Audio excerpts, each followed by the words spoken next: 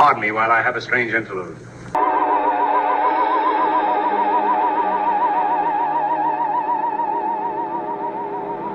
There is nothing else. Life is an obscure hobo bumming a ride on the omnibus of art. In the misty corridors of time, and in those corridors I see figures, strange figures.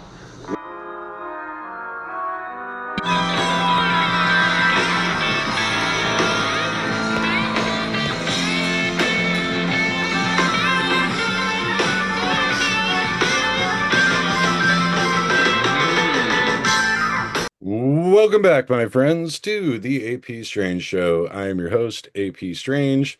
This is my show, and today's show is brought to you by the Talismanic Blu-ray Player Protection Kit.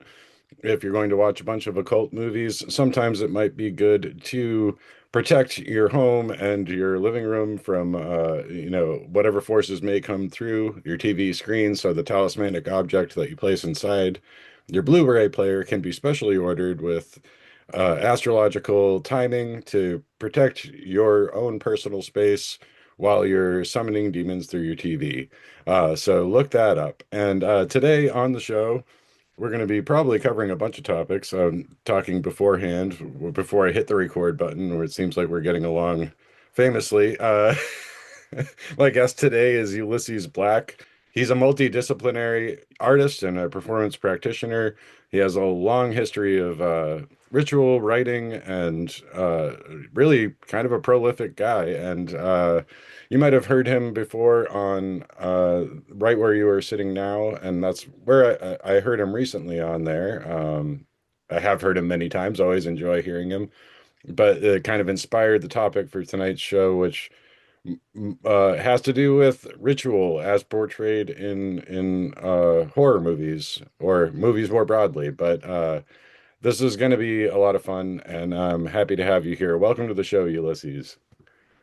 Thanks, AP. Thanks ever so much for inviting me on. Yeah, yeah. Well, it's great.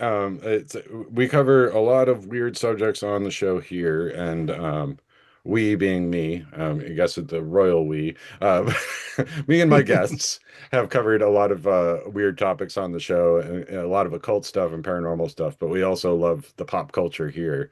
So when I heard you talk about this project you had worked on for a long time but hadn't really been able to release yet, I guess it was a project you worked on a while back and kind of stalled, and you were working on what way would be best to present it, was a look at various different magic and ritual as portrayed in cinema.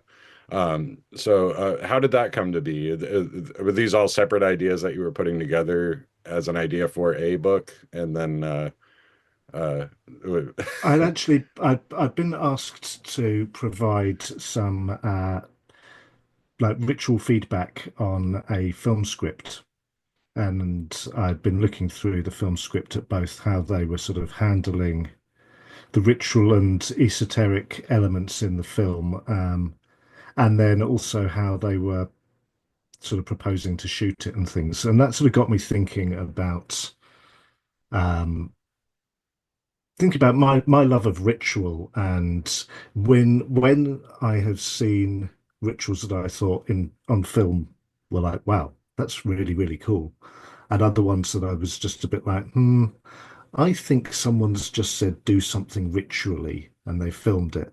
And, because I'm a ritual nerd, I yeah. maybe look at these things a lot more with a lot more scrutiny than lots of other people, and maybe care much more than other people. But either way, I thought what I would try and do was go through a whole bunch of films, and try and critique them based on what I saw in the film primarily, what we see on screen, and try and think what was working and what wasn't working, and see if I could also just kind of refine my own understanding of how I was thinking about ritual and its relationship with the camera and the viewer. Um, Mhm. and as a result of that, sort of building together a sort of a working set of rules and principles that I would apply myself in other projects. and to sort of test whether it was even feasible. So it's kind of really just exploring the terrain by looking at an array of different films and film types. Um, so I mean, I can unpack that a little bit further Yeah, if you'd like me to. yeah, sure. Because I mean, I think it's important to note, and I wonder if this is a conclusion you came to, that sometimes, even if it doesn't strike you as accurate to any particular ritual or magical practice that you know of, sometimes just helps the narrative, and sometimes just looking cool on screen is the best thing for a movie, right? So, Absolutely. yeah. I think I in the introduction to that book. So essentially, I wrote this book uh, that called Rituals on Camera, and just trying to be nice and upfront and clear about what it was, but thinking of a sort of a triangle of evocation as we have in the occult world, but with each point of the triangle being made up by a different kind of film domain. So sort of large narrative films as one point of the corner, documentary films as another point of the corner, and then art house cinema as another point of the triangle, and that I of sort of the variations of film types and the way that they're sort of handled, and thinking that sort of narrative and fiction films that really involve the viewer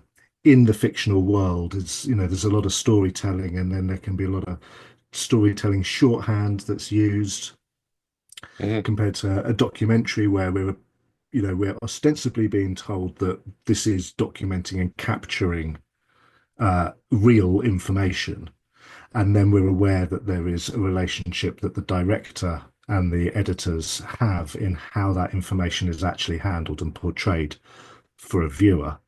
And then there's the sort of art house movies where the actual sort of like substance of the cinematic experience itself Mhm. is the kind of effect, can be the affecting thing rather than just a story that's situated within it. So I was trying to use those as three different kind of like points of a triangle with which I could triangulate this kind of film space. Um, but sort of going to what you were saying, one of the things that I'd sort of written about in the introduction was what I kind of called the Harry Potter effect, which was, sometimes in a film, you just need someone to wave their hand with a wand, say a magic word, and then the thing happens. Because the film isn't really concerned in picking apart exactly what it was that made that thing happen. And so Right. the whole thing becomes just a shorthand where you go, oh yeah, waving a wand, saying a word equals magic. And actually, that's fine because in the context of that film, they've got so much more story that they're actually trying to deal with. Do you know Hmm. what I mean? Yeah. And so, so certainly as I was going through the whole project, I was learning to that, accept when does a filmmaker, when do they need to, cut corners, or when do they need to dress something up and make it seem visually rich? There's an immense difference between the experience of performing a ritual, or even the experience of being present as a ritual is being performed in a live context, than there is just watching it on a screen. In the same Hmm. way that, if you film a theatre show just with a camera from the back of the audience, the show will always just look terrible. It lacks the live experience, it lacks Yeah. shifting focuses and all that kind of thing. Um, and so similarly, there are concessions that have to be made in filmmaking to affect how you present the ritual and what the ritual is needing to do in the film in order to further the aims of the film itself. Do you know what I mean? Right. Yeah, you have to keep a narrative story moving forward, and and most of your audience isn't going to care if it's accurate, No, no, just the real pedants. But that Right. said, then I was really fascinated by the results of my own analysis and how that ended up pointing in directions that I wasn't really expecting. I'd for the like narrative films, I just asked some of my friends who are sort of occulty film people. I was just like, chuck me a list of films with a ritual that like stands out in your mind or something. And I got a really good mix of films back, by no means comprehensive. Hmm. Certainly at the times felt like, there's enough for a whole second book here. Um, but so what I went with were from the narrative films was The Craft, that Oh, 90s yeah, like teen witch kind of film. That one I put in because I'll admit, like I thought, okay, this one will be like juxtapositioned against some of the more sort of like serious ones. What I came away with after like watching The Craft like frame by frame and counting everything that's being done and all of this kind of stuff was just like, ooh, damn. right. This this one really holds up compared Yeah, to a lot of other like bigger films or whatever that have some sort of big showy ritual that actually when you look at it, you're just like that gets lamer the more I look at it. The right. craft bizarrely just got more and more solid the more I looked at Yeah. it. Wow. Yeah, I I haven't mean, watched that in years, but I remember liking it when I was younger. yeah, But yeah, yeah. I think I mean there's an element later on when sort of what you might call a kind of like excessive supernatural things happen, and they sort of drift into a shorthand of I do this one little ritual action and suddenly this excessive thing happens. But all of their like learning how to do it was really good. There's a bit when they're doing a mantra. The girls are sitting in a circle and they're doing a mantra, and it's quite a long take. And you can see the struggle on the actresses' faces as they're trying to get the mantra right. And if you've Hmm. ever done mantra work, there's this weird thing. Your tongue just gets like tongue-tied sometimes, or your brain like starts stuttering on the loops of the mantra. You could Yeah, see these actresses doing that, and the frustration and their attempts to really try and hold that together. And when I started seeing that, I was just like, okay, I'm going to look a little bit more carefully at what's going on. yeah. Um, and I think the thing that stood out most about that film, aside from the fact that the we obviously have this kind of like teen witch, like iconic kind of look now, but the craft was really heavily responsible for inducing that in the first place. But that, they've just got their ritual artifacts are things that they've just got from like a new age shop. They're Hmm. not immaculate props that have been perfectly like made by a prop master or anything, because that's not Yeah, what the real girls would have. They would just have right. their like crappy resin little thing or Yeah, whatever, this aesthetic that doesn't hold together because yeah, it's just been made by teenage girls. It was just like those little attentions to detail are really nice, and certainly for those of us that have been magical practitioners, particularly in our teenage years, that is what our stuff all looked like, just yeah, this like hodgepodge of stuff but it means so much to you yourself because this is like the special little cup that I saved up for, or whatever it is. right. And I like the fact that they went that way with the film rather than like producing all of these like high end elements. Then in that film, it kind of we get an insight into ritual derangement, which I think was probably what I wrote the most about, uh, because the film sort of once they get their magical powers or whatever, one of them, I've forgotten the actress's name, Faruka. Perusa bulk. That's it. Yep. Um, she becomes very deranged, and I've certainly met in the occult world. I've seen ritual derangement. People create Or, these kind of feedback loops in their ritual activity that lead them down some very strange paths that become increasingly uh, distanced from wider consensus reality, whether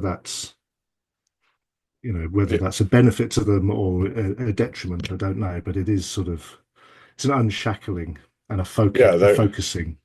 that could take a lot of forms, I think, right? And people basically driving themselves mad with or by buying their own bullshit too much, perhaps. Yeah, yeah, yeah. Yeah. Um, I think the thing with like rituals is that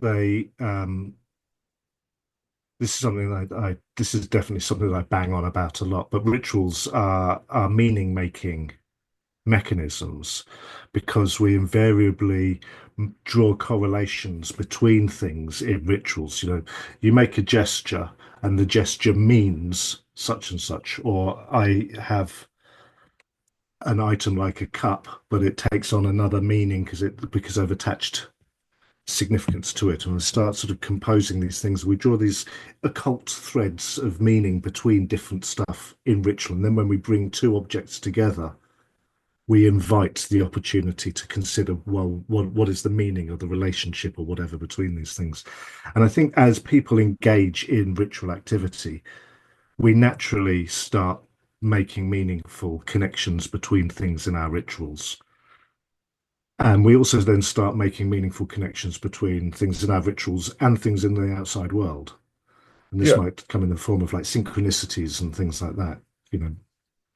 And I think there's an element where that can take people into a, I mean, it's a very useful thing working with synchronicities and identifying synchronicities and sort of editing the, or trying to find the weights and values of synchronicities. But also, some people would just go wholesale into a kind of psychosis that is induced by just finding all of these meaningful connections. And I think the act of us making connections ourselves is we give that more weight. Was Yeah. this was it, Well, this might that's have a been in very that last thing that ego. I've been writing about. Yeah, Yeah, I was about to say that's a very ego-driven thing because it's you're centering yourself as the genius that discovered this. You know, so in a way, you're just patting yourself on the back by making all these connections, and you're not consciously aware of it, but you're like, it's all coming together. I can see through the veil now, you know, and like, yeah, yeah, yeah. but I can because I have this special set of eyes for it, right? So you really got Absolutely. to temper that. Yeah. And this plays a I lot think into, I think you were just mentioning when I accidentally talked over you, but you were mentioning you kind of alluded to this recently in talking about apophenia um, yeah, that's on your right. Substack. Yeah, yeah. Which is just like this kind of pattern seeking and pattern making, and how those are kind of the same thing, right? That's kind of how you framed it.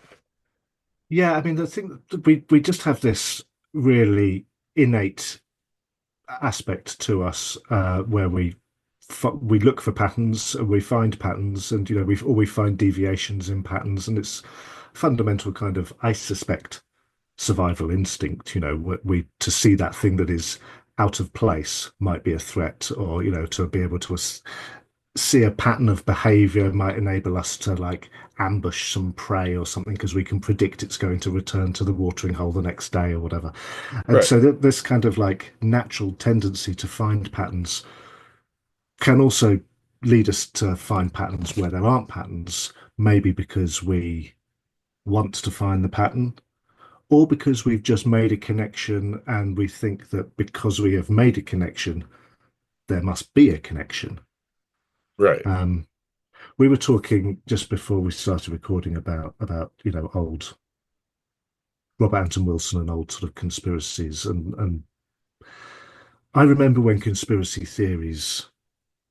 I think I've probably said this with Ken as well. When conspiracy theories were fun, you know, Yeah, they were great, you know, things in the paranormal books or whatever, and the conspiracy books, and you'd be putting these like elaborate conspiracies together, and they'd be sort of like fun for us to read. And in the more modern world, so much of the conspiracy stuff is actually like, this isn't fun, and this is, you know, people are going out and like killing each other over some of these conspiracy things, well, and they always have been, though. I think a lot of us were isolated from it because, I mean, here in the States, you could tune in late at night to Coast AM and hear some crazy conspiracy being talked about with Art Bell.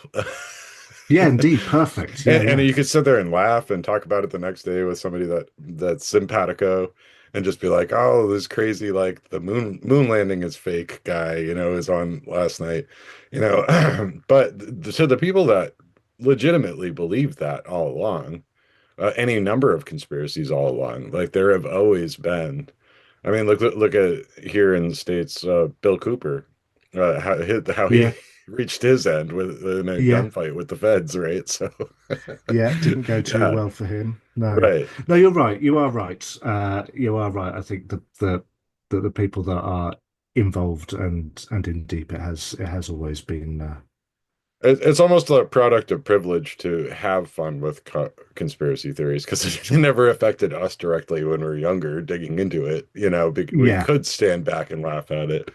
So I take your meaning. It could be fun, and I think it still can be on some level, but you see people get pilled nowadays, as the kids say, and I think technology exacerbates that because you hear about AI psychosis now, but that might actually be exactly what you're talking about. It's like accelerated derangement yeah. Through because a feedback process of putting information out there, having something reconfigured that vaguely supports you and given back to you, and you establish those kind of feedback loops yeah, that help seemingly confirm the suspicions that you're making of the connections.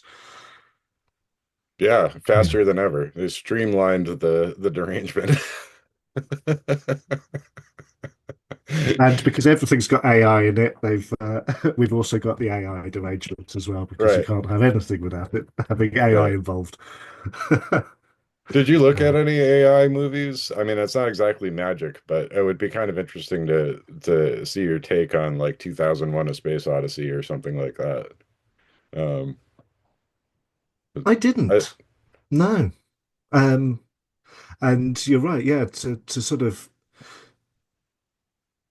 I think I was going slightly more just yeah, classic. overtly sort Yeah, of like presentation of ritual to a certain degree. I think that, when you go into the art house, then the overt nature of the ritual sort of changes into the structure of the film itself rather than right, necessarily what you're seeing.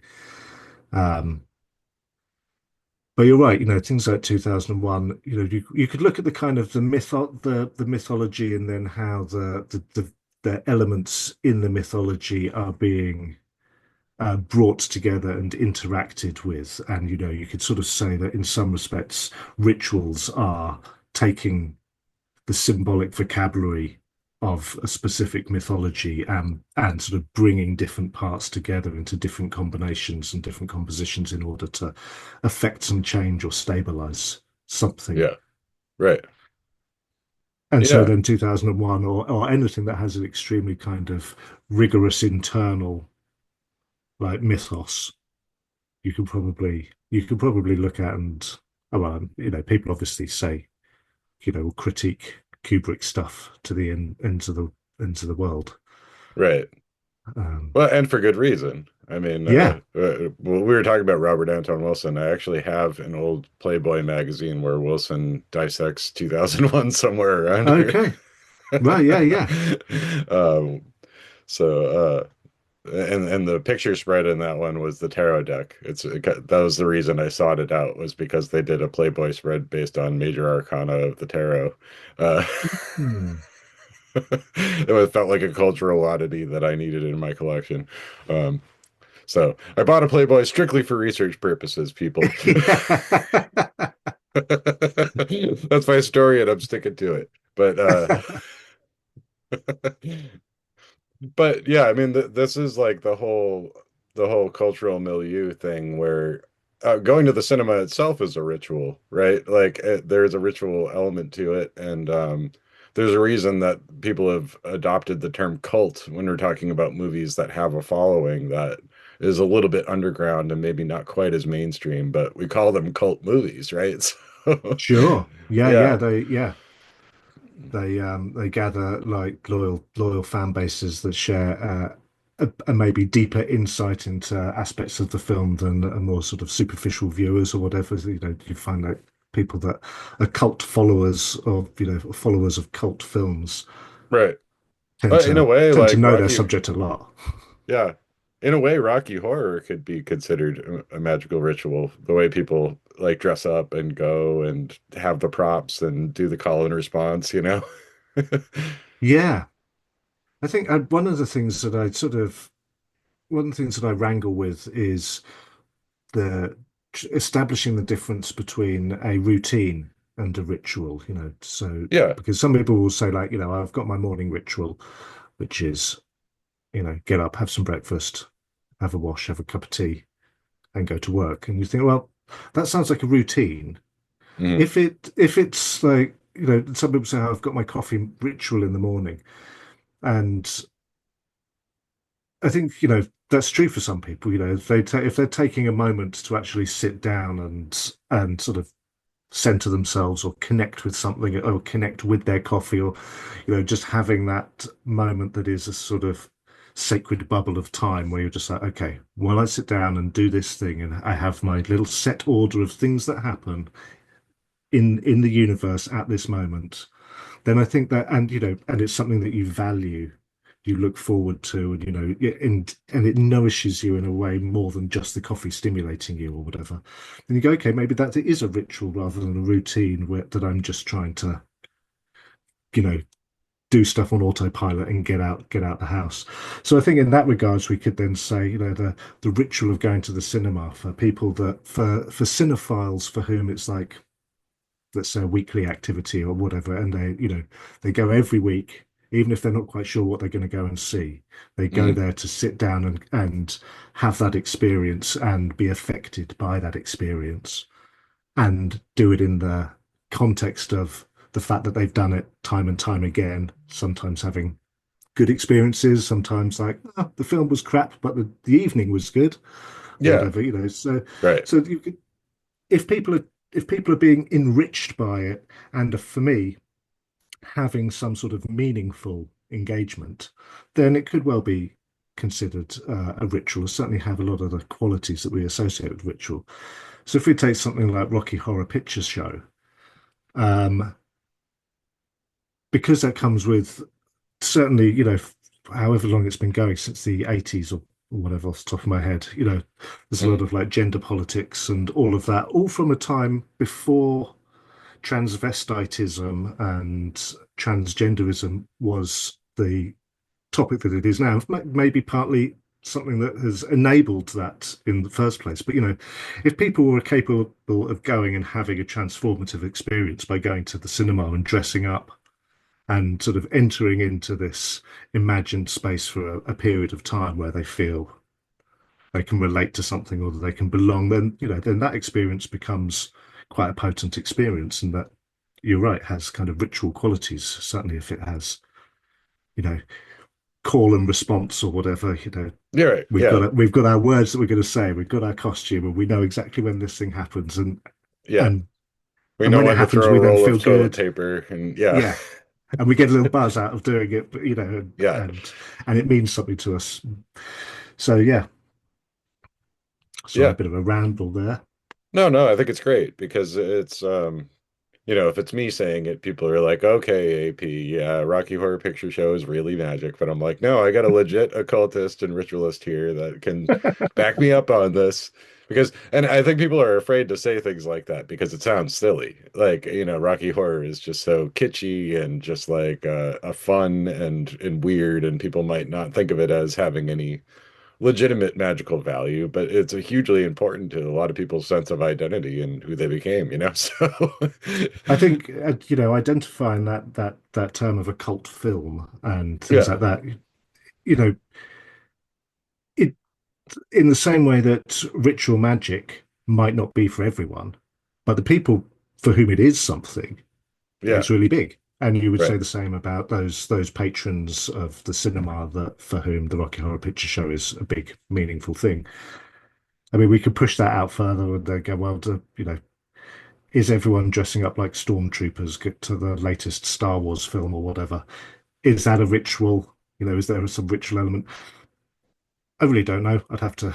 Right. I'd have to pick that apart and go like, am I just generously trying to crowbar ritual in here, or Right. does it just have enough of the things that are like ritual adjacent, but it's not necessarily a ritual? I don't know. I don't have a clear answer on that. Yeah. Yeah. Well, I mean, it's certainly, I always encourage people to keep their minds open to these kinds of ideas, and then people can explore on their own a little bit and maybe make a case for it, or if they find that it doesn't have the merit they thought it did, at least it got the gears turning. That's all I ever really look to do with that kind of stuff. Yeah, I did want to double back to Kubrick, though. I think I heard you say that you included Eyes Wide Shut in the one of the movies you covered. Is that one that you covered in absolutely. there? Yeah. Okay. Yeah, very much so. Um, and yeah, that when I asked people, "Oh, can you name a ritual in a movie?" By far and away, the most people went, "Oh, Eyes Wide Shut."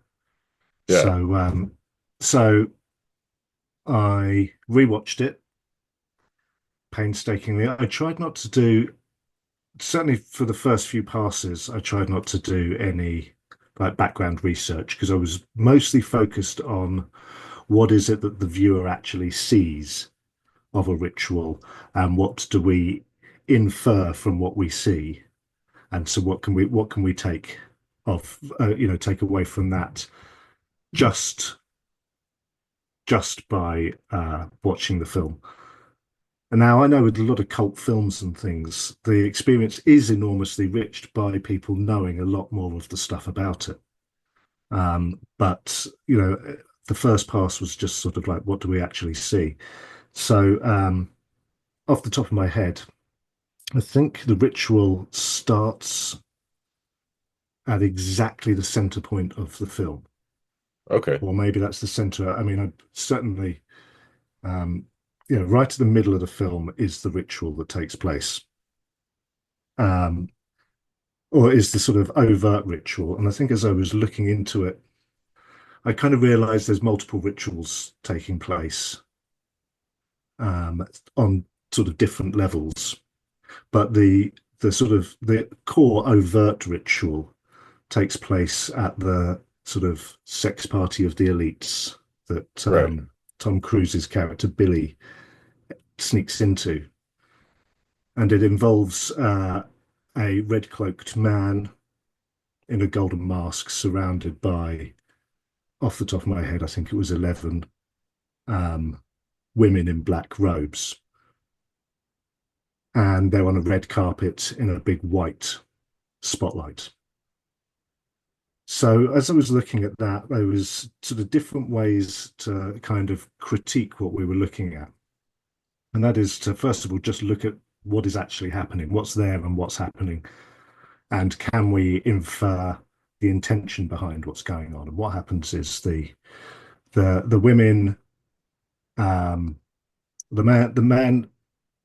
presumed man in the center, has a censer, a smoking incense sensor on a chain, and a staff that he strikes on the ground repeatedly. And he sort of circumnavigates the interior of the circle, swinging his censer. So he's fumigating, which is something that, we're quite familiar with seeing in sort of high religious activities. Fumigation, consecrating a space with um, sense of The- smell, the Right. Yeah. and then there's a kind of like kneeling and prostrating by both the central character, the red robed man, and these women, and then they're masked women. Then they all as one slip their robes off, and they're wearing virtually nothing. I think they've got black shoes, a thong, and a choker, and a Right. mask Yeah. each. And then they proceed to pass a kiss around the circle. And then one by one, they kind of dismissed and peel off and collect their person with whom they're presumably going to go and have sex with. So that's kind of the ritual. Um, there's really not very much that actually takes place. And what we do see is repeated.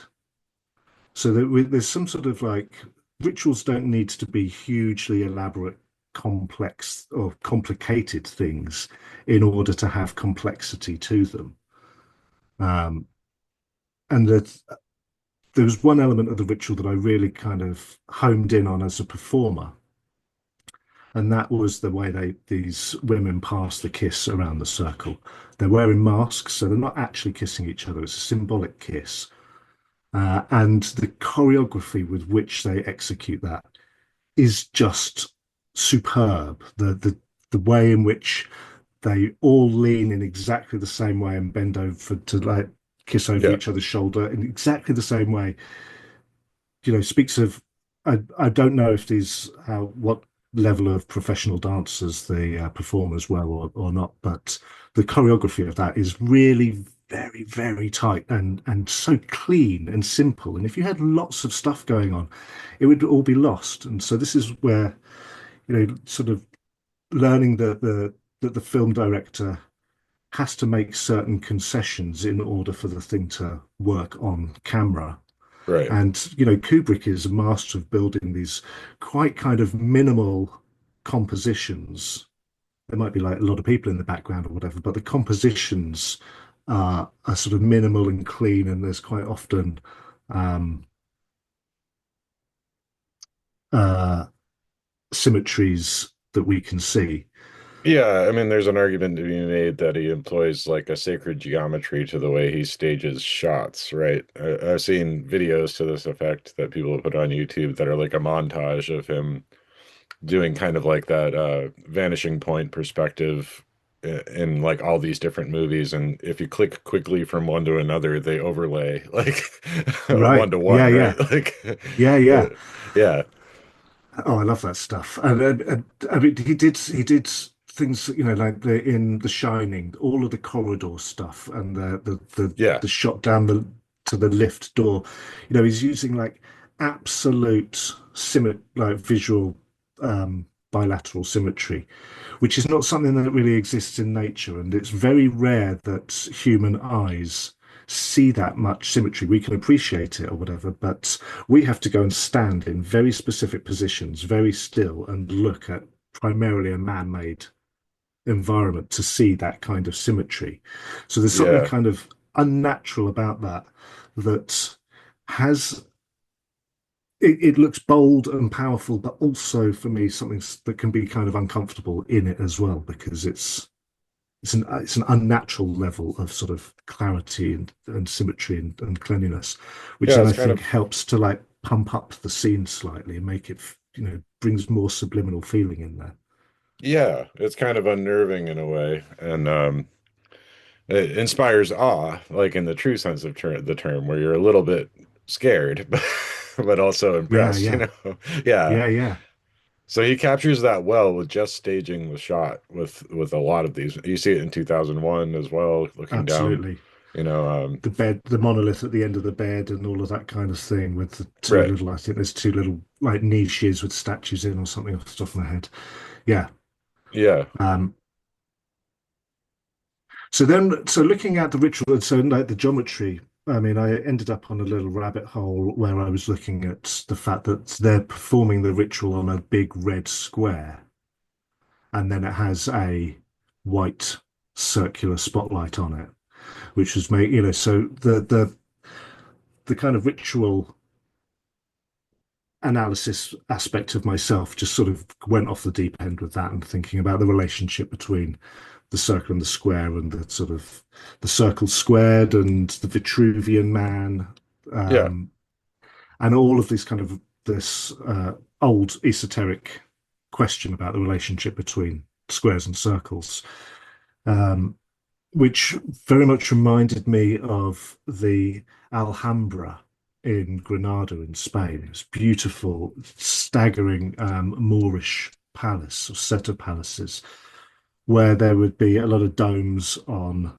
square buildings. And much like we have, I'd have to look at the measurements the for Congress, but the there's a big tradition of having domes on or circular shapes on cubic or square shapes, Huh. where in architecturally the dome, the circle is seen as a sort of divine shape, and the square is a very terrestrial shape. So Hmm. you would have in the Alhambra, I think there's like a throne room where the throne is right at the center of this square room, right under this dome, drawing these kind of connections between sort of terrestrial authority and divine authority, and that kind of Yeah. upper and lower. And so I was then thinking, what are we looking at in Eyes Wide Shut? A very square carpet with a circle on top of it, and this circle of women, and then it being shot in a building that has a dome on the top. Hmm. I'm trying to remember the name of the location off the top of my head, The but estate. Yeah. Well, wasn't this it owned by like the some elite family or another? the Rothschilds Yeah. owned. Uh, I I was don't thinking that, but I actually. didn't want to be wrong if I said the wrong family. Yeah, But let there me have been just. articles going on about that recently where people are alluding to that as being like Kubrick uh trying to let the public know discreetly about like Epstein and stuff like that. Yeah, well, this publication that I um, redrafted. I mean, you can probably see it on the camera, but you might recognize that Yeah, the picture image from there. Little St. James. Yeah. The So well, again, yeah, of a building with a dome on the right. top. Yeah. Um, so the Rothschild owned Mentmore Towers, which is one of the locations, but not the interior location for that actual ritual. But it Oh, is okay. part of it's parts of some interiors maybe and the exterior. But Mentmore Towers was also in the new Batman films, which I don't, like Batman Begins or something like that. His grand Bruce Wayne's estate is the same location. So Mentmore Towers is actually a place that has been, I think, Downton Abbey maybe, or there's a whole bunch of these estates that are used in the UK as filming locations. So I don't know whether that was Kubrick making a point or whether just his like site finders managed to just Yeah. sort of get that place. But certainly with the things like the Surrealists Ball that the Rothschilds did in the So 70s, off the top of 70s, my I think. head. Yeah, right. Yeah, I can so see there's a pictures lot of of like like eyes wide shutty kind of stuff there, is that people, posh yeah, people with elaborate masks on, swanning around a, right. a, a lovely house or whatever, and Rich people in fancy dress. rich people in fancy dress probably getting up to no good off camera. So I don't know. Well, I revisited the Eyes Wide Shut chapter um, just before, over sort of midwinter this year, before all of this Jeffrey Epstein stuff had sort of come out again. And I'd been just putting my thoughts together about Eyes Wide Shut.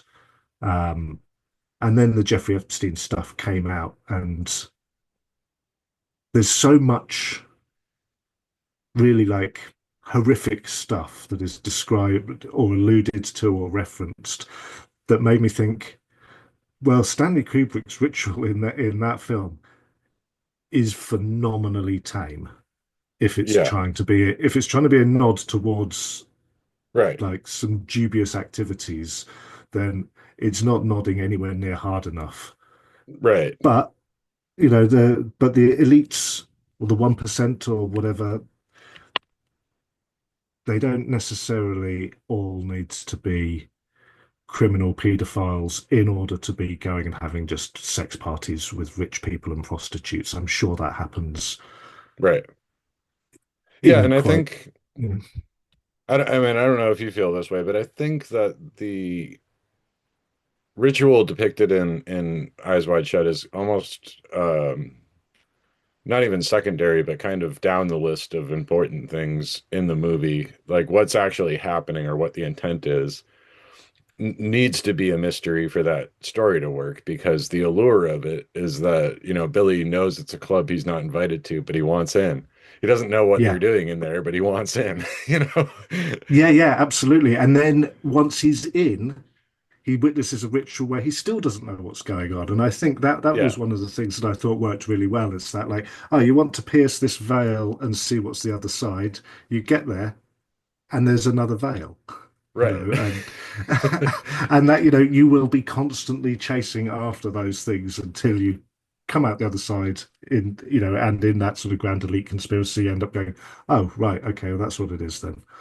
Right. We don't know. He doesn't get there. He gets, he's being warned off or whatever, and that may be part of the game. So I actually came away from that feeling like the ritual, we've got there's different ways that we can think about ritual in film. And so I thought that the ritual was terrible in Eyes Wide Shut. Yeah. As a ritual that we see, it's just like, okay, this is kind of just a consecration of what we're led to believe are some prostitutes or something to that effect.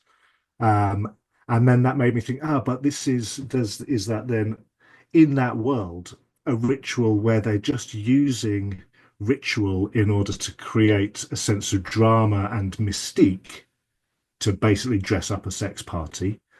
Or are they actually trying to do something? And again, we don't know. We only know sort of what Billy's experience is and what we see as viewers. So I don't know. So for me, I thought the ritual wasn't a very good ritual.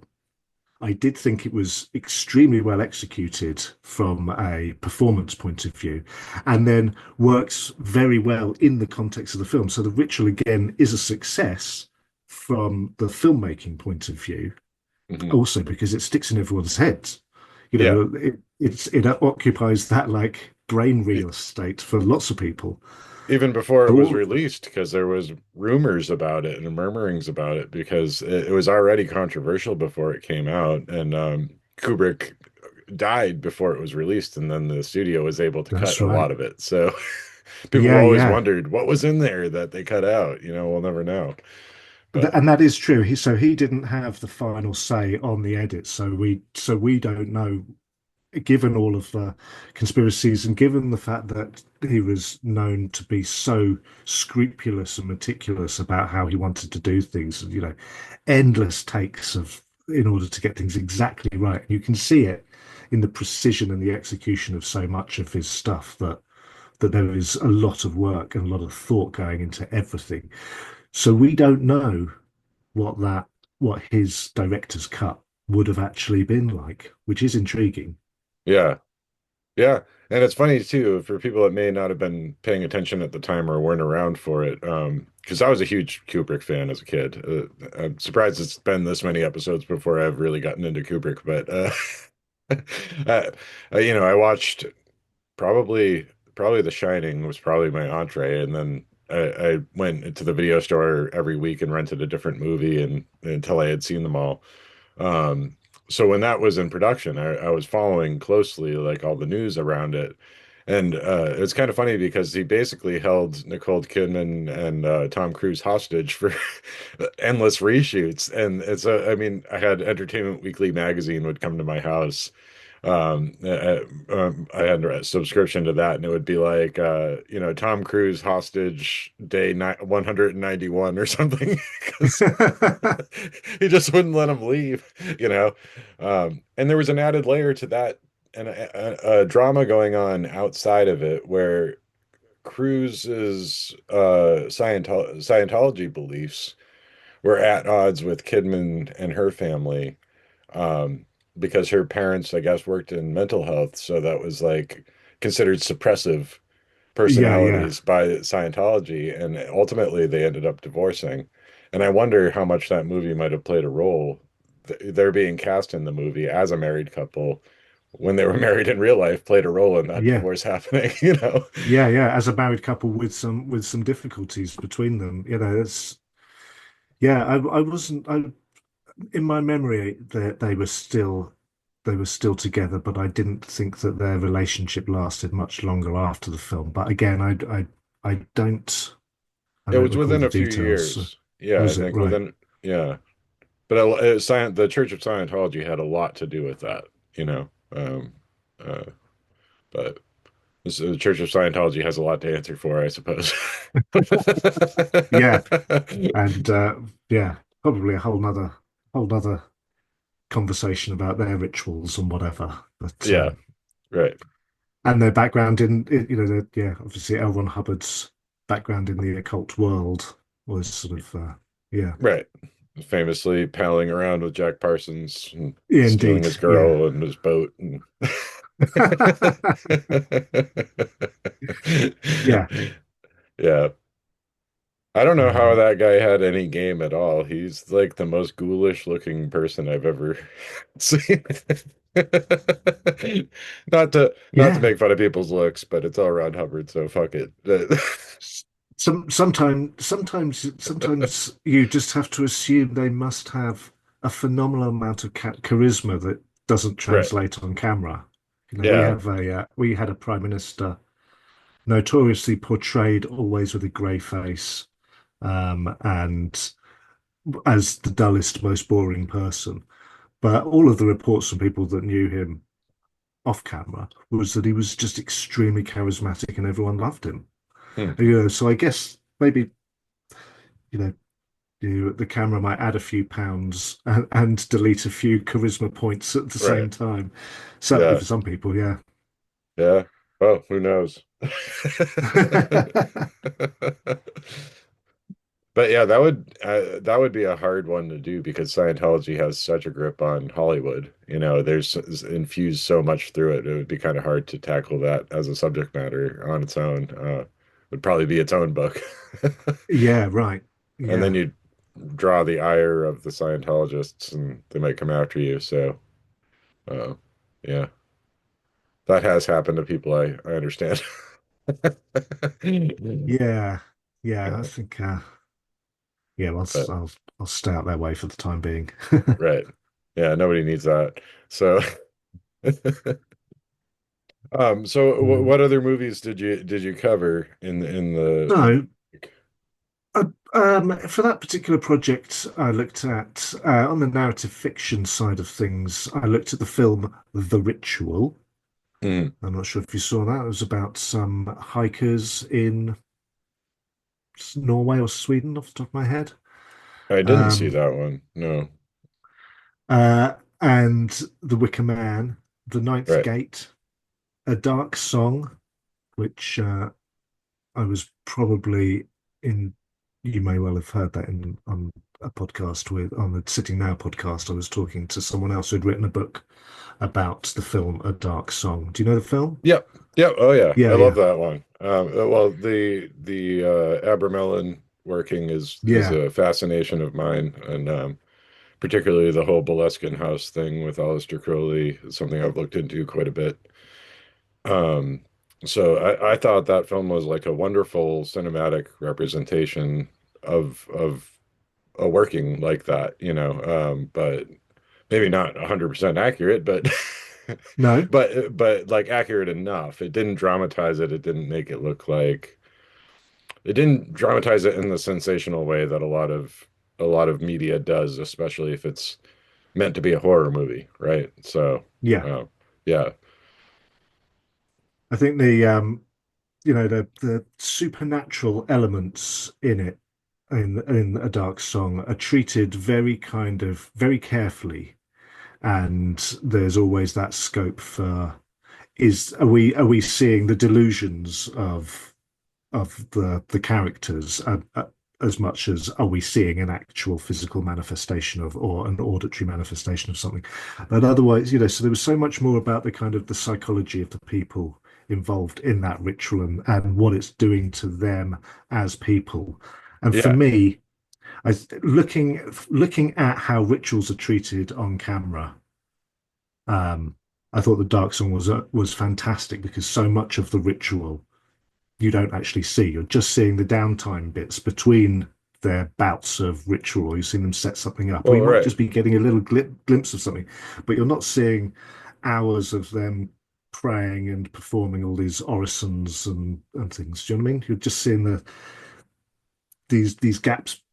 The whole thing is a ritual. It is all taking place within a ritual for sure, but we're not right, seeing the kind of ceremonial aspects of it too much, and which I think works really well because we kind of don't need to see those because again, if you watch film footage of someone doing a ritual, it can look very lame very easily. right.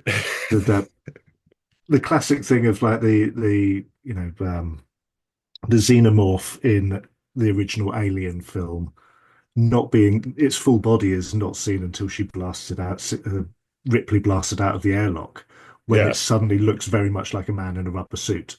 right. The whole point was you're just given glimpses throughout the entire film because your imagination is going to paint in so much more horrifying things than Well, just a right. bloke in a rubber suit.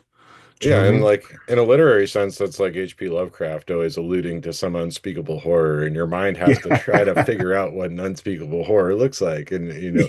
he's not describing it specifically, and that's a classic monster movie thing is don't show your monster until it Don't show like your it really monster. counts. Make it count when Yeah. you do show them. Yeah. Yeah. But I And it can think look really lame if you show it too much. And actually, then I mean, horror films are sufficiently sophisticated now that they can also be aware of that and play on that, and so you can then have something that looks lame that turns out not to be lame at all, and is yeah, even more but it unsettling. still requires a good direction, and still have a lot of bad horror movies. But Yeah, as far as the lack of visible ritual in A Dark Song, there's also the complete absence of supernatural activities or like paranormal matters up until a certain point. that's To the right. point, Yeah, so to your point earlier, where you're saying it's more psychological and we're kind of getting inside the head of your characters, of which there's only two, really. yeah, yeah. Um, you start to wonder by the end, like, is this accomplishing anything? Or is there any kind of evocation going on or invocation going on? Because we can't really tell. Is this just a psychodrama until the end? And then the Yeah. question is answered for you, and in a magnificent way. Like I really, yeah, I can't say enough good things about that movie. I think it's one of the best as far Yeah, as a absolutely. depiction of occultism on film. Yeah, And I'm not there to say that I think it was portraying psychological, just psychological stuff. What I was meaning is that in the making of it, they open up that ambiguity so that you're not right. sure what is psychological, what is purely supernatural, until a climactic point in the film where we just have to accept what we're seeing is what's real, or at least what's real for the only witnesses that are in the Yeah, space. And I think that's having not needing to specify whether it's one or the other and keeping that ambiguity. As we say, it is like the hiding the monster in the shadows. It's just like there's a more playful space for us as a viewer and a conversation to be had about is it one thing or the other, or about is is it both the same thing? right. Is the supernatural phenomena and the psychology actually enmeshed in the same subjective experience of like high weirdness sort of thing? Yeah, right. And that's the high wire act that you're doing, right? That's the balancing act there is that to avoid the derangement we were talking about earlier, you really do have to hold both, right? Yeah, yeah, Yeah, yeah. hold space for both in your mind. Yeah. Uh, it's the maybe logic too, the Wilsonian maybe logic.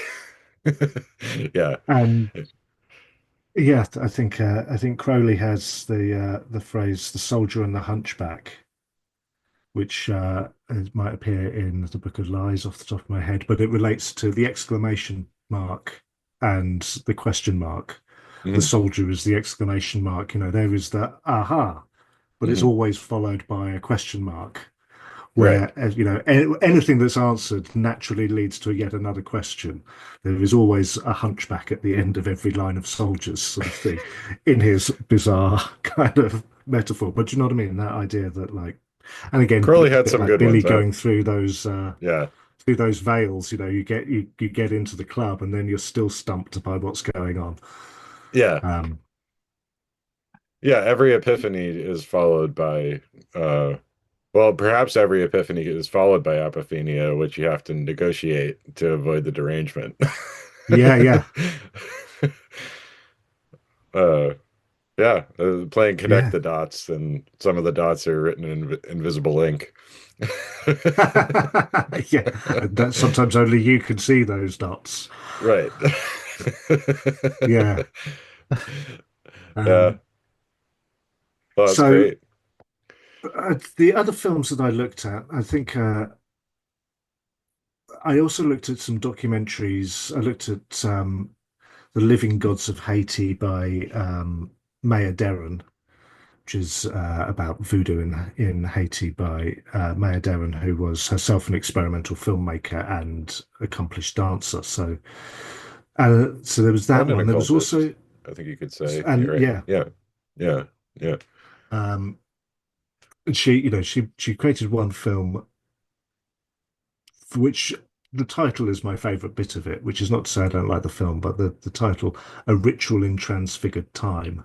It's just like, Mm. there's something nice about those words, it just sort of rolls off the tongue nicely. Yeah. But I looked at other documentaries or sort of purported documentaries, and one of the interesting ones was The Devil and Father Amorc, Right. which was about an exorcism taking place by Father Amorc, who was the ostensibly the Vatican's exorcist. Yeah. Amorth, sorry, not Amorc. Yeah. And it was made by um, the guy that made The Shining. Not The Shining, the guy that made The Exorcist, Right. whose name His name's I've escaping me forgotten. for some reason. He he made a William lot of great movies. Friedkin. That was Friedkin, it. yeah. Yeah. That was it. Yeah. I've So that talked was a about this really movie on interesting this one. show before Oh, briefly. have you? I just mentioned it to a guest who hadn't seen it, and I recommended that he go watch it because honestly, I found that one a bit silly. Like I was really Yeah, excited to watch it, and then when I did, I was like, "So this is it, huh?" And Father yeah, Amorth died during the production or during the editing process before they could release it. So it was kind of had that's right. this weird section at the end talking about him without him being alive anymore to respond.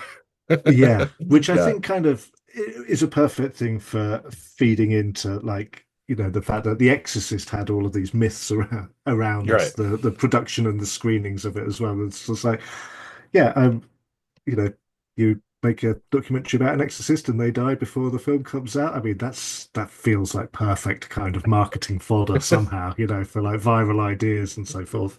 Well, that's why you But picked one that was like 100 years old. I mean, Father Amorth was very old when they did this. I'm not yeah, sure how yeah. old he was, but he looked like he was 100. So, Oh, I might have even written down how old he was, but yes, he died at the age of 91 okay, shortly yeah, after pretty recording. close. So, that's it's pretty old.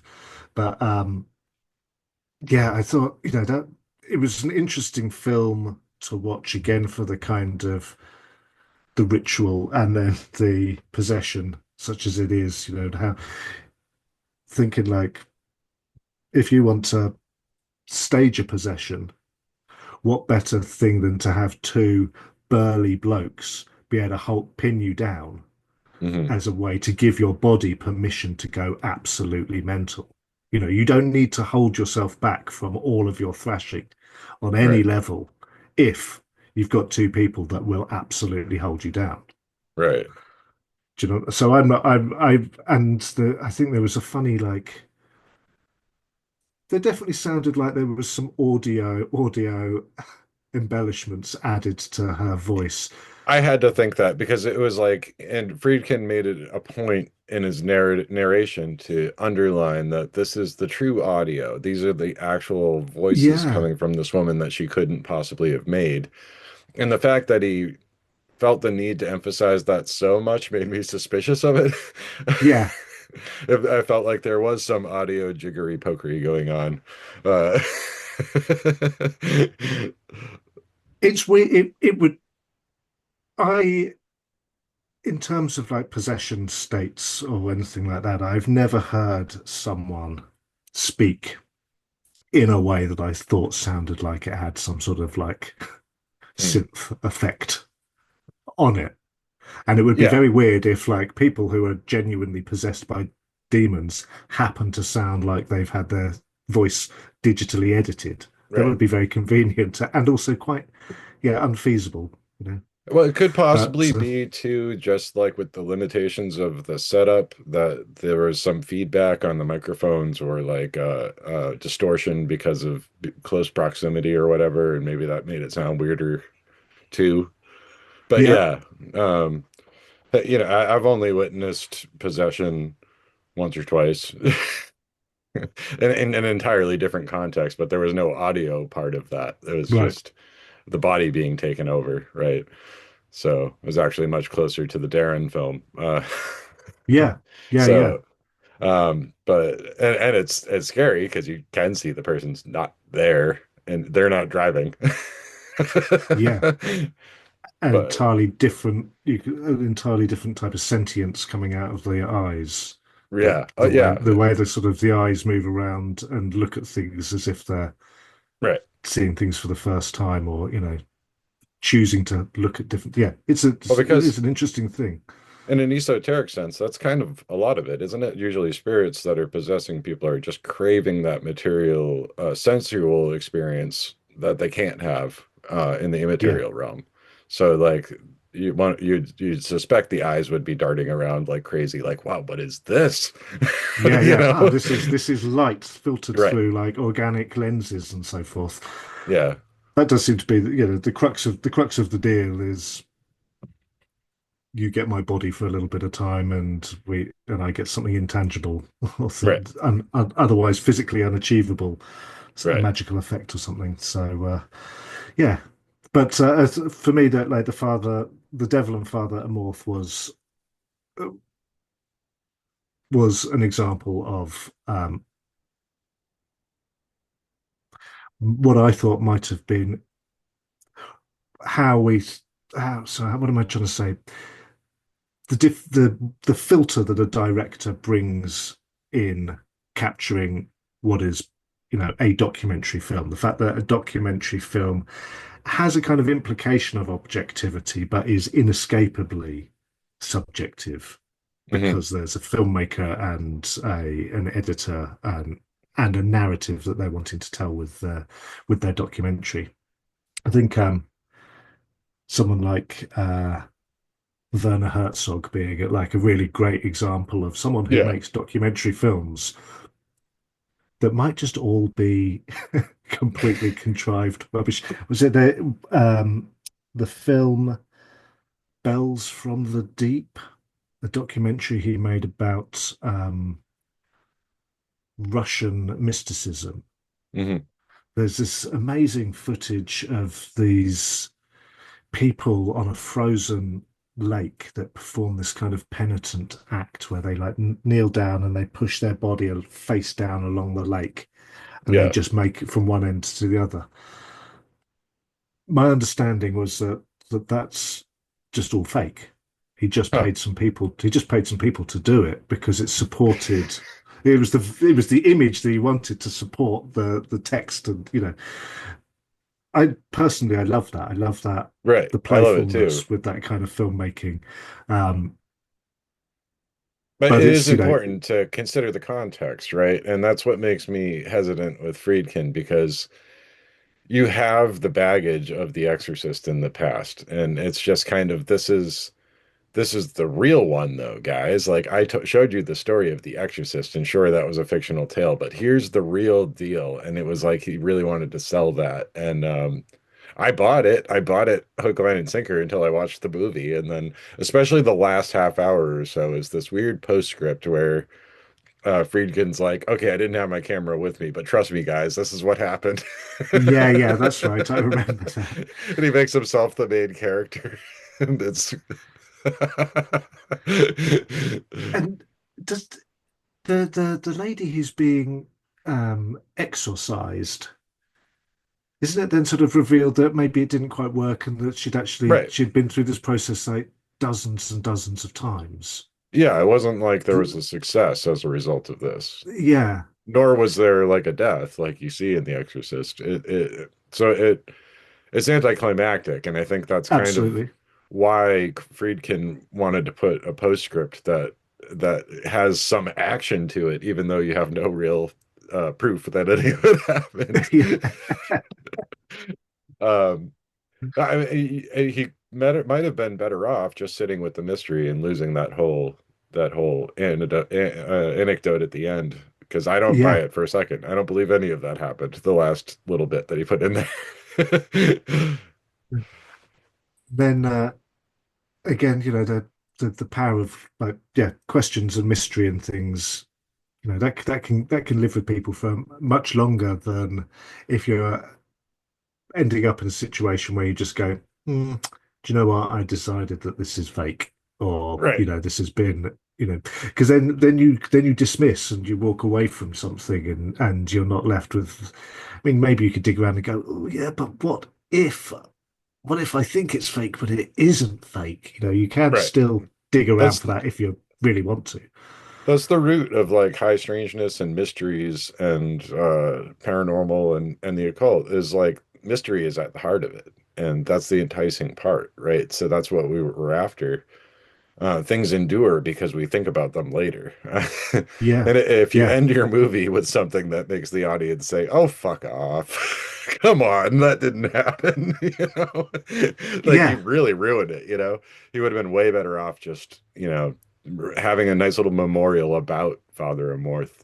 Like he passed away. This is where the woman's at now. We may never know. It's one or the other, but he really wanted to sell it.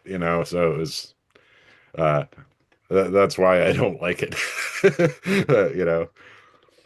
I think there's something about tying it all up at the end as well, which has the potential to sap power just by not having open-ended things.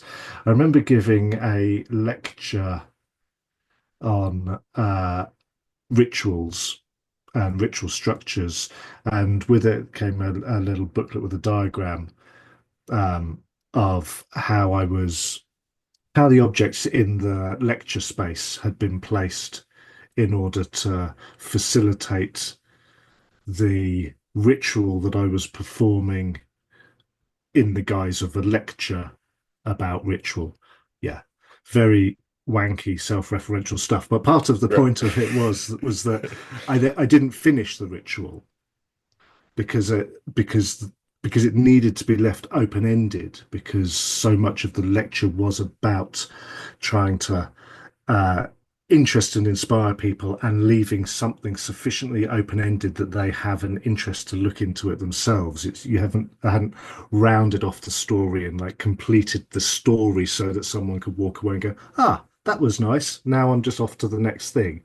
If you leave these things slightly unanswered or open, then it lingers and yeah, it plays on people's minds and it might influence the thoughts that they have or the decisions that they make Yeah, subsequently. absolutely. Yeah. And the it seems a simple matter, but really, I think it's crucial. It's important that not knowing the answers is the whole reason that we go out and find answers. Yeah, yeah, yeah. Um, Um, I have but a because I think it's something that I've heard you write or heard you say and seen in your writing is like meaning making is an important part of ritual. That's analogous to the ritual is making meaning out of things that otherwise wouldn't have it, right? Or their meanings you yeah, apply, right? And then they come to have power because of that application, right? So absolutely. And yeah. then the meanings that you make are more weighty for exactly the same reason that we were saying about the risks of certain aspects of conspiracy theory. We give an unconscious bias weight to meanings that we make ourselves. When we have Hmm. our little revelations in a ritual where you're just like, oh my word, I've just put two and two together. That's so much more meaningful to us individually than if someone went, did you know if you put two and two together like that? You go, oh, okay, right, that's cool. So I think in rituals and in in just sort of watching films or trying to piece together what's going on. Kubrick, for example, so full of all of these little meaning, clearly intentional elements that we can't Yeah. help but want to try and make the meaningful connections to understand what's going on that behind what we can see, which is, you know, it wouldn't be the same if you watched a Kubrick film and you got all of the answers to all of the Right. questions by the end, because then you're Yeah, it just like, wouldn't be any good at all. yeah. And someone would say, I'm was it a good film? And you go, yeah, that was all right. but yeah, I no, I think I really enjoy your take on all of this because it's refreshing to hear it kind of outlined, and especially within the context of movies, and that we have a visual reference point is is easy for somebody perhaps that's not a practitioner or somebody that doesn't do ritual to kind of contextualize it and demystify it in a way. Which might be ironic since we were just talking about how important the mystery is to demystify it, but sometimes you have to Yeah, demystify to understand how mysterious it really is. yeah, yes, because because there are always more questions. And I think the thing with rituals is that there are so many meanings that can be made that, and there's so much more detail that can always be scrutinized with every single ritual that there's never a point at which, it's never like a Sudoku where you've just done it and you go, Yeah, okay, well, I've pieced all those bits together, done. problem solved. Much like we've just been Yeah. saying about films, it's that same thing where there's always there's always more to find and there's always more to be sort of gained or learnt. And then I think that process of engaging is itself a sort of educational process for how we learn to make connections between things in the wider world. Yeah. I mean, one of my favorite things that's happened in recent years, and this conversation reminds me of, is the James Webb Telescope went into the furthest reaches of space that has ever been photographed. And way out there is a nebula shaped like a question mark. Ah, Just a hunchback at the edge of the universe, I guess, right? yeah, right. The Hunchback at the Edge of the Universe. Nice. Yeah. Oh, I But should yeah, have it to look just that seems one like up. you get that far out, like looking for answers, and there it is, big question mark. Big question mark. Have you found it yet? I absolutely adore that. But that just proves to me that there is a God and he has a sense of humor.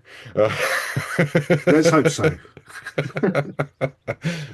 Well, as we wind down here, though, I think you are putting some of this writing out finally because I understand it's difficult to publish material that includes copyrighted things. You run into Yeah. issues, and as a self-publisher or a small publisher, you don't have the legal team to fight with The legal Hollywood team, over or unfortunately the budget the for, budget or time. Yeah. there's so with things like, there's you can use still frames from a film if you're critiquing exactly what is taking place in that shot, and that's all fine. Right. Um, but also, you can potentially need to get that film studio's okay on your publication. And if Yeah. what you're saying isn't actually necessarily presenting it in the best light, then they have, a right not to let you use their imagery. Not that that's what I was doing, but certainly, yeah, I'm trying to negotiate. How do I how do I give people information about how specific rituals are handled on camera without crossing too much copyright issues or anything like that? Yeah, it's Yeah. problematic, but I'm slowly chomping on it at the moment. I'm just producing the small booklet about the Wicker Man, Yeah. So which was people one of will the be able to read rituals. this anyways, the Booker Man section, which I'm sure Yeah, people will love, and it's a great time of year for that. It's an appropriate time of year for the Wicker Man. I really wanted it done for May Day, Yeah. and I'm now 16 days late, so that's so missed that one. But I'm working on it, and I've got lots of other things, but I'll probably bring out the various chapters once of that book that I wrote back in lockdown sometime, um, just to get them out as individual little volumes, but also for people that are interested in those particular films and just a sort of a ritualist take on what we see. Uh, yeah. Yeah, yeah, and I think that's great. Do you want to give a little teaser about your how you analyze The Wicker Man for my listeners so they can find the book when Well, it's available? yeah. Yeah, You know, it, I of all of the films that I looked at, I The Wicker Man is one of my favorite films anyway. But I think yeah, one of the reasons that it's one of my favorite films anyway is because of the way that it handles its magic, its ritual, and its sort of traditions. That I think that it comes away as the sort of all of the films that I looked at, the one that just managed to nail it so well. And without, you know, so in the book I talk about what the various different things are and then how it's being handled on film. But there is the thing that stood out the most, and sorry, I don't want to drag on because I know we're getting to the end of the conversation. right, As a side note, people suggested to me Midsummer, right. the film to watch, and everyone knows that I love The Wicker Man, and they were all just like, "Have you seen Midsummer? If you love The Wicker Man, you'll love Midsummer." I didn't like Midsummer, I'm glad you brought and that up, I and I'm glad you said that because I feel the same way. I'm like, well, this is ah just The Wicker Man, but not as good. okay, well let's see. I mean, I think that what I didn't like about Midsummer is the thing that I liked the most about The Wicker Man, and that is that The Wicker Man was filmed in the 70s. So while it looks dated as we're watching it, that's, everyone in there is wearing their very kind of iconic 70s clothing, Right. which has a kind of iconic look to us now, but back then was utterly contemporary. They are Hmm. just wearing their latest clothes. And there is a marriage between that absolute mundane normality and the weirdness or the otherness of everything that this community is getting up to, which I Hmm. think really strikes to the heart of like folk horror and particularly The Wicker Man, where we have this sense of like, these people are basically just like us Yeah. with just a few differences, but those differences will end up in some really quite horrific places. Whereas for me, Midsummer, it had already situated the community as being outside the mundane sort of world, Yeah, it was already which I an just thought alien like environment. it's And then already and an then alien where they do their own weird things and all of that. And it's just like, no, that's not as unsettling to me. That's just othering them. And what it worked in The Wicker Man was just like there's a bit when uh, Christopher Lee is dressed as the sort of druidic priest.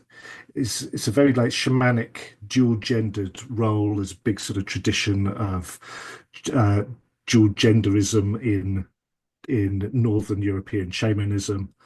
Um, and he's doing that, and he's got these various robes on, but you can still see his sneakers, and he's and and I was just watching this one bit of he's like sort of prancing and leading the procession, and he's got his sneakers on, and it was just like this could be so easy for the costume department to have not done sneakers, that I don't think it's an oversight that we can see them. And it's just for me, it's that marrying together in just that one image of here is this very ritualized ceremonial thing, but then there's right. also a real person with real Yeah. clothes doing this, in inverted commas, for real in their community. And that just speaks volumes to me about kind of what makes the film so potent and special. Well, And it is that's the kind of thing that practical I end too. up And making. like if you're going to be doing ritual and you're going to be it has to be in an environment that's hard to get to and rough terrain, you might want to wear sneakers. I mean, Yeah, to yeah. get there, just so you don't hurt yourself and But I mean, Christopher Lee says it as Lord Summerisle in that movie. Like, well, of course they're nude jumping over the fire. If you, it would be dangerous if you're wearing clothes, it'd catch on fire, you know? Yeah, absolutely. Which is ironic uh, because they're not actually nude, the Right, yeah, performers, right.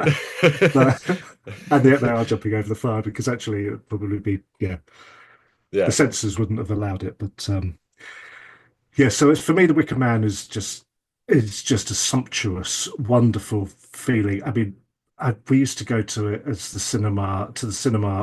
It would show once a year in Brighton, and myself and my occult friends would go, and we would sing the songs. We would take wine with us and sing the songs. And I think as I got older, the horror of what happens in that film, it just sort of settles with me even more. And just like, no, no, this is really horrifying. And so the thing that we're getting in The Wicker Man is these constant contrasts. So there's the sort of ceremonial ritual dress and the mundane attire and the mundane life. And then there is the juxtaposition, a bit like Kubrick's ultraviolence in The Clockwork Clockwork Orange, Orange. where Yeah. you have like really not just murder, but actually horrendous and with the sounds of horror taking place, married with this like swaying dancing Mhm. of a populace who genuinely look happy. They Yeah. don't look like they're thinking, "Oh God, what are we doing?" They're like, "No, we're totally behind this," and Yeah. that adds Christopher that Lee more looks contrast. thrilled. Yeah, His magnificent hair. He had great hair yeah, in that movie, all and the that wind's blowing blowing it around. back, and he's Yeah, got this big smile as he's holding hands and singing and yeah. swaying. Yeah. So it's filled Um, with all of those contrasts that I just think, okay, that's really powerful. And were this the beginning of our conversation, I would then proceed into a big ramble about how ritual is so much a meeting ground between contrasting elements, between the physical and the spiritual, or between right. the literal and the symbolic. There's all of this meeting ground. So yeah, the Right. Wicker Man, That's the squaring the circle. the square and the circle. Yeah. Absolutely. There we Yeah. go. It's all in there. It's all in there. Yeah, well, yeah, we've covered quite a bit of ground with the contrasts and the squaring the circle and the soldier and the hunchback at the edge of the universe. So I think I Yeah, think I'll we've remember given that listeners one. a lot Good. to chew on. Oh yeah. Well, I hope so. It's been a great conversation. We didn't quite know which way it was going to go, but yeah, I think we pulled out some really interesting little insights there. So thank you very much. Yeah, I believe we did. Yeah, and it was a thrill to talk to you. This was every bit as fun. I feel like we could do this again easily and just riff on more ritual in movies or just more other topics in movies even because I feel like you and I are pretty simpatico about a lot of this stuff. So Sounds that way. So yeah, I'd be happy yeah. to do it, AP. Absolutely. Okay, great. In the meantime, if people want to follow you and keep updated about where they might be able to get the Wicker Man book or read your other writings or podcast appearances and audio stuff, where can they find you? So then there is theritualist.substack.com, where I just have my free Substack where I put out writings about ritual. Some of it's more sort of technical, some of it's about like the time that I was Father Christmas in our local shopping mall and how that blew my mind ritually and magically in ways I didn't imagine. There's all that kind of stuff. And then there is my website, which is ulyssesblack.com, and that's ULYSSES black.com, which is kind of like just where I just have loads and loads of stuff because I do lots of stuff. So there's all sorts of Right. things about my theatre as much as there is occult stuff and publications and yeah, there's all sorts there as well. So do check that out. Okay, wonderful. Well, thank you again for joining me, and we'll talk soon. Thank you very much.